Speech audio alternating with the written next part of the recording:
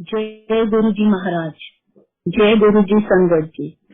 मैं पूरा प्रयास करूंगी कि मैं गुरु जी की महिमा का जो ब्लेसिंग्स उन्होंने दी है उन सबका मैं अच्छे से बखान कर सकूं। हम गुरु जी से 25 साल पहले मिले थे 1996 में। 25 साल पहले जब हम गुरु जी से मिले थे तो सोचा भी नहीं था कि वो हमारी लाइफ 180 डिग्री फ्लिप कर देंगे। हम सबसे पहले गुरु जी के पास चंडीगढ़ में मिले थे। सबीना आंटी और तरुण अंकल मेरे हस्बैंड के बेस्ट फ्रेंड्स हैं। वो हमें सबसे पहली बार उनके यहाँ लेकर गए थे। मैं सत्संग के दौरान सबीना आंटी और तरुण पोटर को भैया भाभी का रेफरेंस करूंगी। चंडीगढ़ जब हम गए तो एक बड़ा सा मंदिर था, बहुत सिंपल मंदिर था।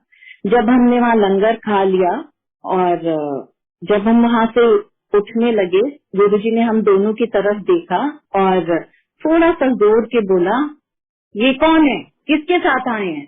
तब तरुण भैया निकल के आए और उन्होंने कहा, गुरुजी ये मेरा फ्रेंड है प्रवीण, ये मेरे साथ आया। गुरुजी ने कहा अच्छा अच्छा, कोई नहीं, लंगर खाया? हाँ जी खाया। ये हमारी बहुत छोटी सी मुलाकात थी, ये 1996 की बात है। उसके बाद मेरे बेटा बहुत छोटा था तो छोटे मंदिर तो हम इतना नहीं जा पाते थे, पर जितनी बार भी हम गुरुजी के पास गार्डन एस्टेट, एम्पायर एस्टेट गए, वो बहुत ही सुंदर एक्सपीरियंस होता था। गुरुजी इतने सुंदर थे देखने में संगत जी, कोई गुरुजी की तरफ 30 सेकंड्स तो क्या 10 सेकंड्स के लिए भी नहीं देख सकता था। ऐसे लगता था गुरुजी पूरे लैमिनेटेड हैं, उनके हैंड लैमिनेटेड हैं, सब कुछ लैमिनेटेड है, शाइन करता था वो हमेशा। और उनके आसपास इतनी पावर होती थी कि आप सोचते भी थे ना कि नजरें चुरा के शायद ही किसी और से बातें कर रहे हैं, तुम्हारी तरफ इनका ध्यान नहीं है, इनको नजर भर के देख लो। वो करने की भी ताकत नहीं होती थी, इतना ऑरा होता था गुरुजी का।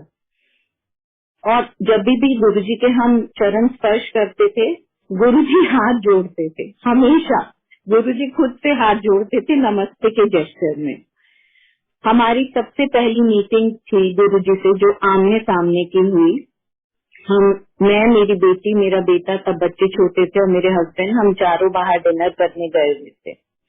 वहाँ पर तरुण भैया का फोन आया कि गुरुजी प्रवीण से मिलना चाहते हैं और उन्हें उससे कुछ काम है। हम चारों के चारों, जबकि प्रवीण ने वहाँ नॉनवेज खाया तो उन्होंने कहा मैं आऊं कि नहीं मंदिर? ये सेड नहीं, कोई बात नहीं, तुम मंदिर आ जाओ, गुरुजी बुला रहे हैं। हम उससे पहले एम्पायर स्टेट कभी नहीं गए थे। तो जब हम पहुंचे, हम ढूंढ ही रहे थे कि मंदिर कहाँ है। तरुण भैया आगे तक हमें लेने आए।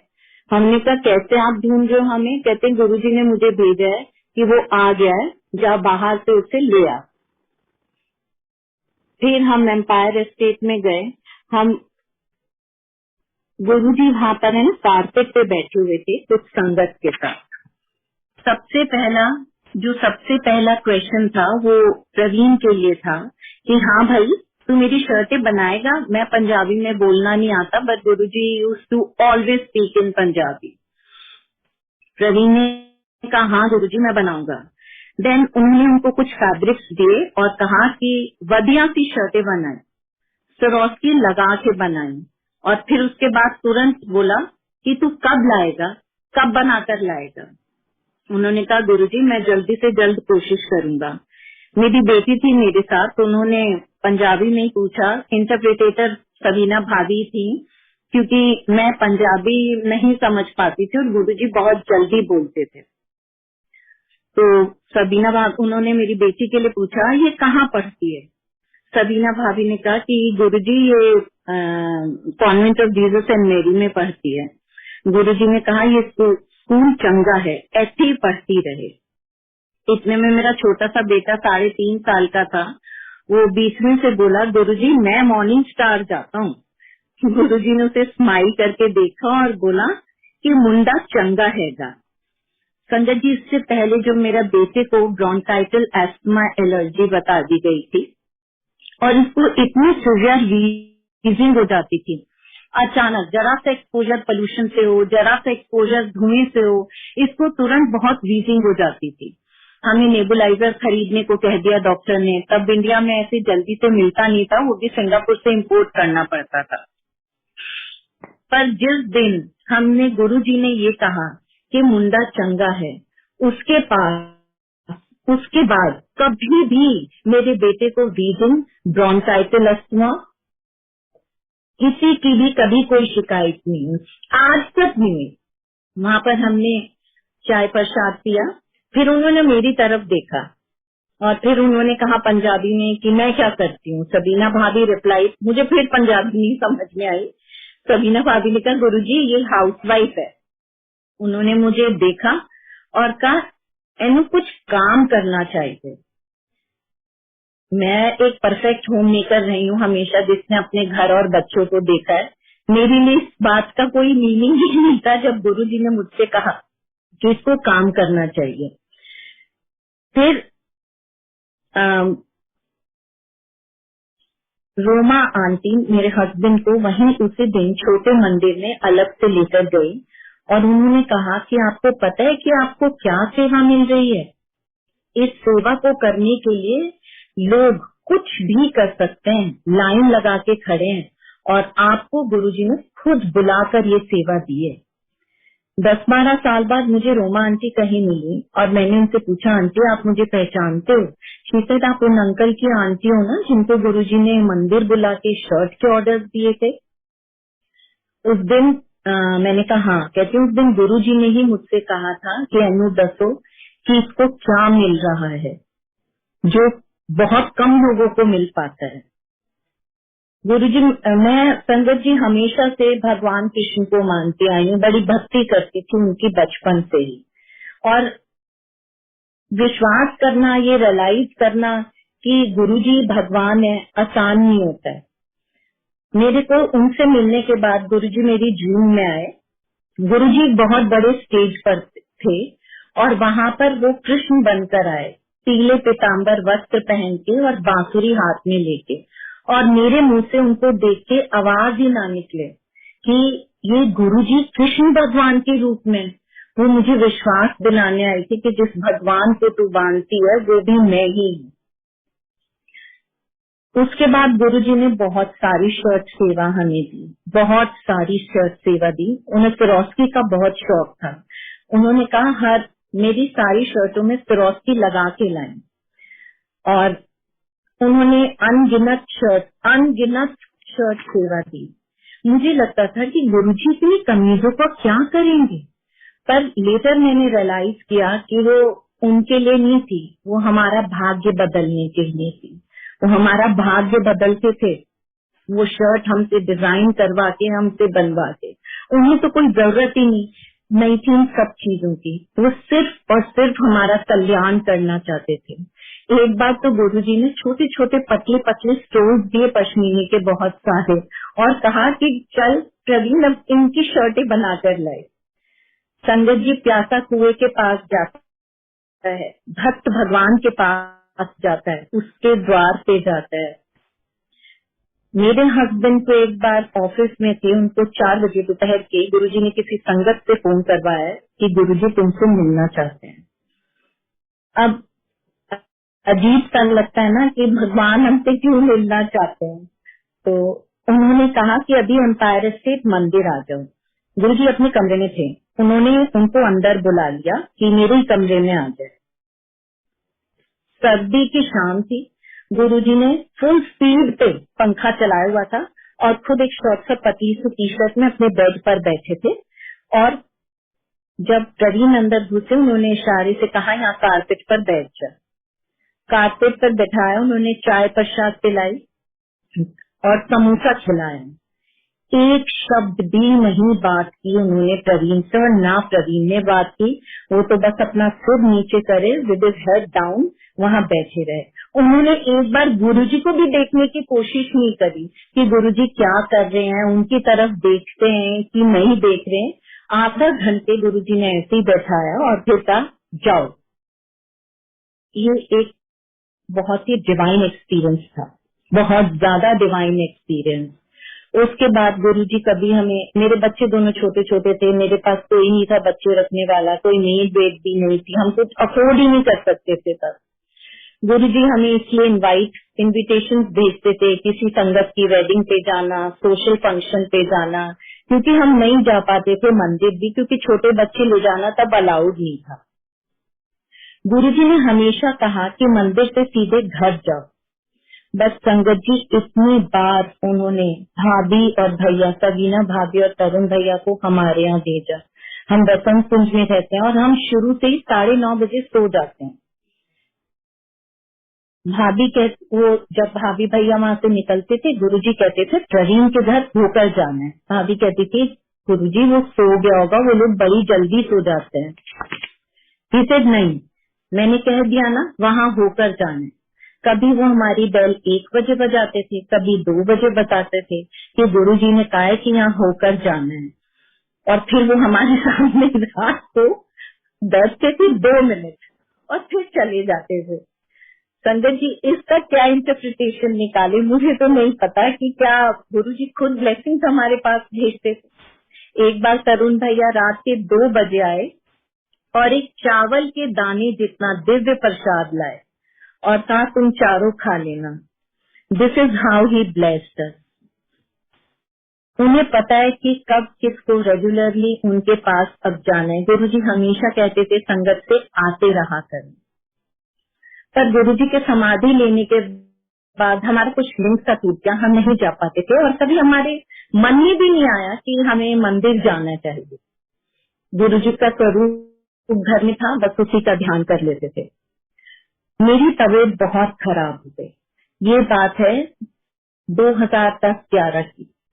मैंने सारी टेस्टिंग कराई, सारे टेस्ट कराए, कहीं कुछ भी नहीं निकला और मेरी हालत ये हो गई कि मैं एक घूंट पानी भी नहीं पी सकती थी।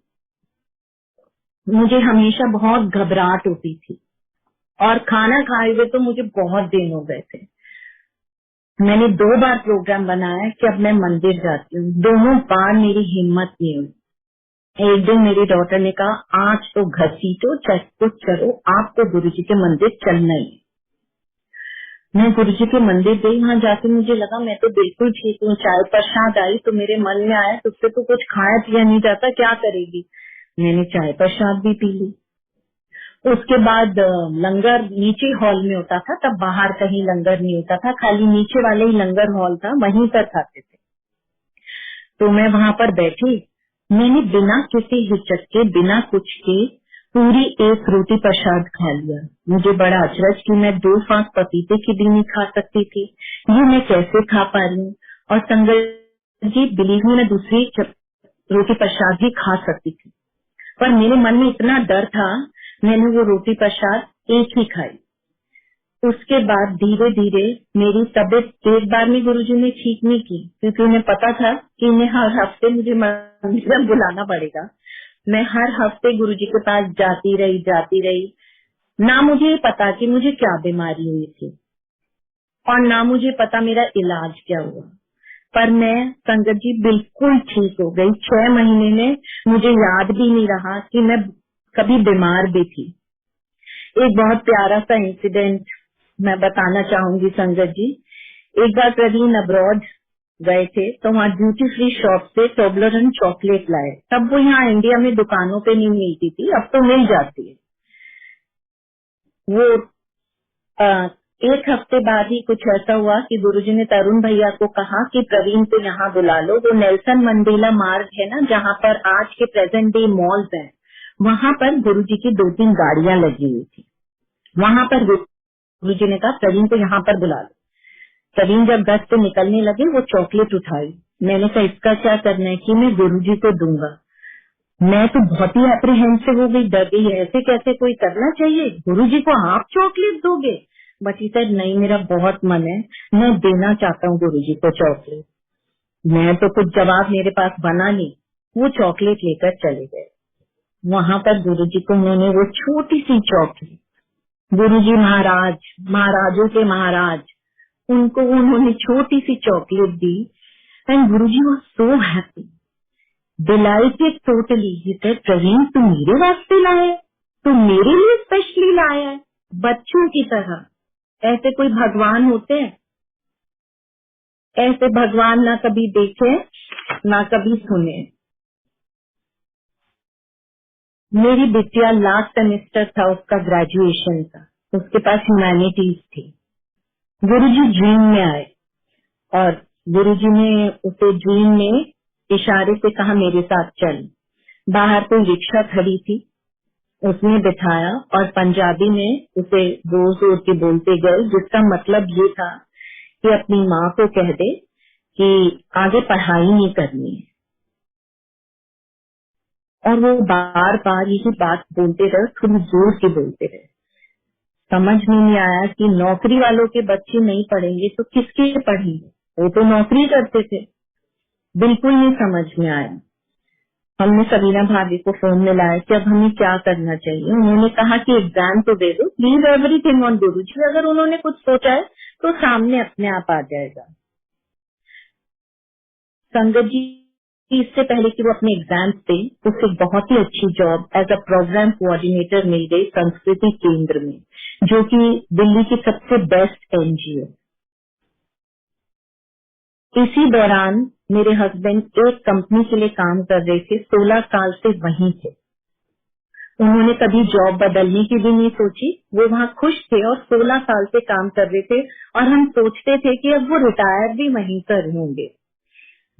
एक दिन सडनली उन्होंने निर्णय लिया कि मैं यहाँ से जॉब छोड़ दूँ, मुझे अब यहाँ जॉब नहीं करनी। और मुझे ये भी धमका दिया कि मुझसे ये मत कहना कि एक बार कोशिश कर लो, क्योंकि मैं अब नहीं करूंगा। क्योंकि मुझे ये पता था दिल्ली एनसीआर में अब उनके लिए कोई जॉब नहीं है।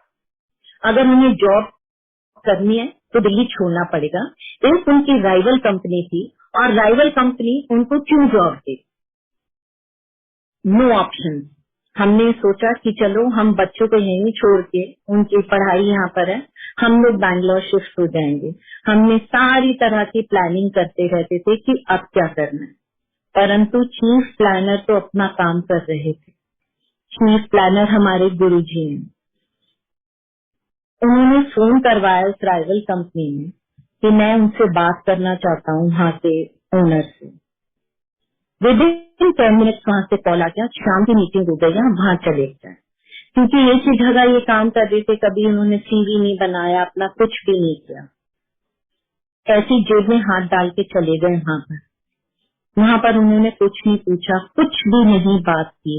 10 मिनट में उन्होंने उनको सीईओ अपॉइंट कर लिया उस कंपनी का। संगत जी इसके बाद एक और अचरज की बात, जिस कंपनी में वो काम करते थे 4 महीने के अंदर उनके छोड़ने के बाद वो कंपनी बंद हो गई। गुरुजी अपनी संगत के रास्ते के रोड़े कैसे हटाते हैं। एक जॉबलेस आदमी को नौकरी ढूंढी और एक जब आपने खुद से नौकरी छोड़ी हो, बहुत फर्क होता है, बहुत ज्यादा फर्क होता है। गुरुजी ने वहां पर इन्हें सीईओ अपॉइंट कर लिया। इसके बाद मेरे हस्बैंड को नीड टू मेजर एक डिपार्टमेंट में कोई बंदा चाहिए था, परंतु बाजार में बहुत महंगे लोग मिल रहे थे। तो उन्होंने मेरी डॉटर को कहा मुझे कॉमन सेंस का बंदा, कॉमन सेंस वाला बंदा चाहिए, तुम आ जाओ, तुम ही जॉब ज्वाइन कर लो। अब उन्होंने तो कह दिया और उसने फट से अपनी पहली जॉब छोड़ दी। और हमें लेटर पता लगा कि तो किसी भी कंपनी का सीईओ अपने रिलेटिव को उस कंपनी में जॉब नहीं दे सकता है। अब एक और अचरज की बात, संगत जी मेरी बिटिया non MBA, non sales person, non marketing person, sociology honours करके आई हुई है। और उसके लिए बोर्ड मीटिंग बुलाई गई स्पेशली, एक बोर्ड रेजोल्यूशन पास हुआ जिसमें कि उसको एमटीएम हेड अपॉइंट कर लिया गया। यहाँ से हमारी डेस्टिनी का एक नया चैप्टर शुरू होता है। ये चौपड़ की बिसात की तरह थी, जहाँ की सारी चाल गुरु जी के हाथ में थी। वो सारी प्लानिंग कर रहे थे। वहाँ पर उसने 2 साल काम किया। उसके बाद एक दिन वो घर आई और उसने कहा मुझे कुछ बहुत जरूरी बात करनी है, सब बैठ जाओ। इसने कहा मेरे पापा काम नहीं करेंगे किसी के लिए, या तो हम अपना बिजनेस करेंगे और या जितनी हमारे पास मीन्स